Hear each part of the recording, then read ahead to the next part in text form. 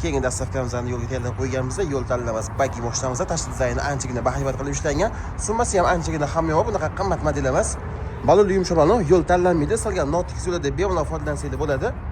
Buxoroga ketib o'tish bu dastavkamizda oldi fari o'chib bo'ladi, eshik yopiladi.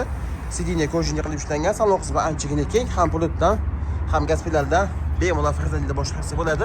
Bu taxlit muzikalar qo'yisizlar bo'ladi.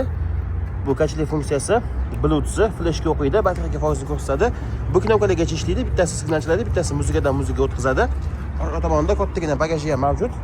50-60 kilogacha bemalol yuk olishga mo'ljallangan modelimizda 1 yoshdan 7 yoshgacha bo'lgan bolalar uchun bemalol foydalansa bo'ladi. Yo'l tanlamaydi, tekis yo'lmi, notekis yo'lmi, ahamiyati yo'q. Oldi fari o'chib yonadi. Maksimal tezligi 7-8 gacha chiqadi. Tinmasdan haydasa quvvati 2 soatga dam olib uchadigan bo'lsa, kun davomida ham bemalol foydalansanglar bo'ladi. Summasiga keladigan bo'lsa $200, dastavkasi butun O'zbekiston bo'ylab mutlaqo bepul.